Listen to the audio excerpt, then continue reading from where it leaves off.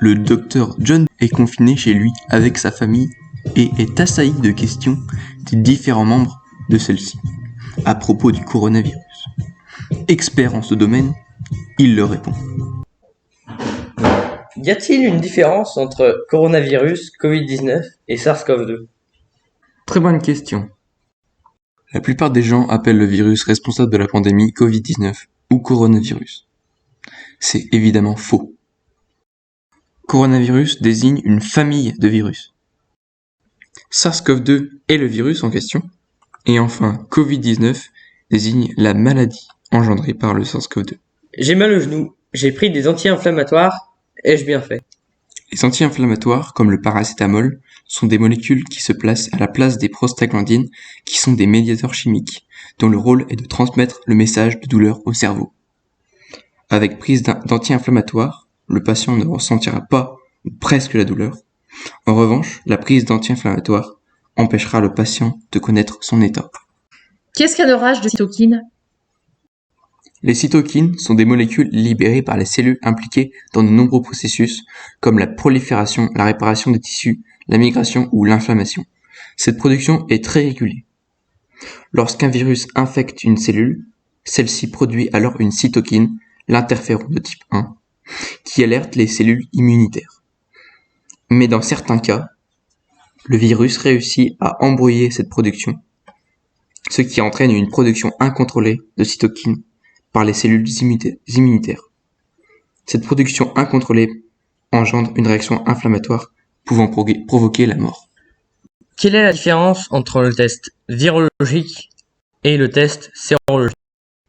Le test virologique consiste à déterminer la présence d'ADN viral dans les cellules du patient. Quant au test sérologique, il consiste à repérer la présence d'anticorps signifiant une réponse immunitaire. J'ai lu sur les réseaux sociaux que certaines personnes ont été réinfectées. Est-ce vrai? Non, c'est faux. Les 292 cas de réinfection guéris du coronavirus et testés à nouveau positifs, 2 semaines plus tard au Covid-19, étaient en fait des faux positifs. Donc non, il n'y a pas de cas de réinfection.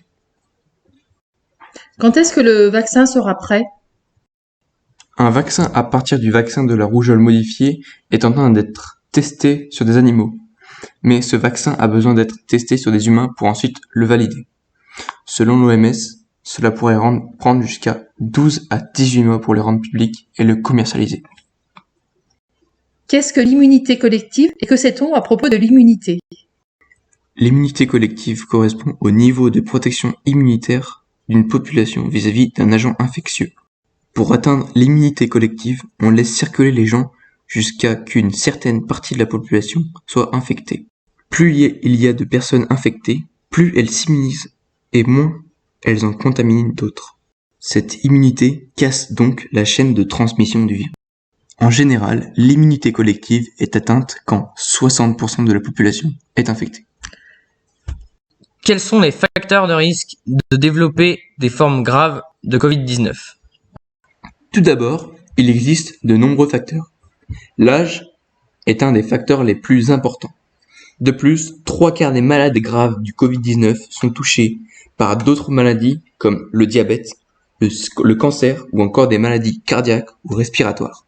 Ces maladies affaiblissent la défense immunitaire, favorisent la création d'espaces de stockage pour le virus, augmentent le nombre de récepteurs ACE2 qui favorisent l'entrée du virus, ou encore réduit la communication cellulaire.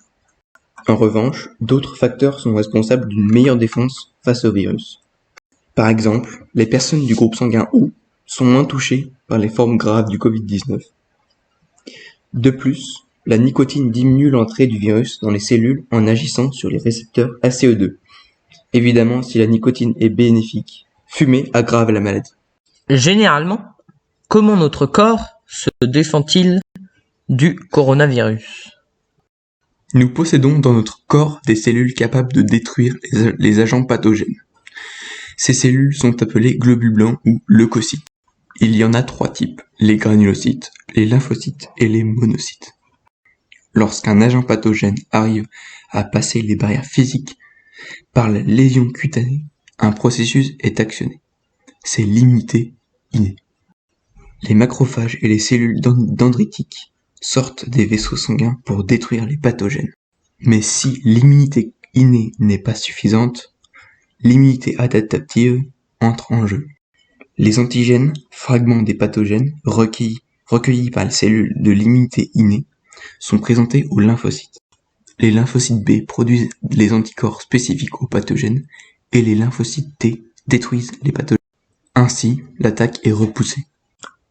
Voilà, donc c'est la fin de cette vidéo. Donc si vous avez plu, alors abonnez-vous ou mettez un pouce bleu.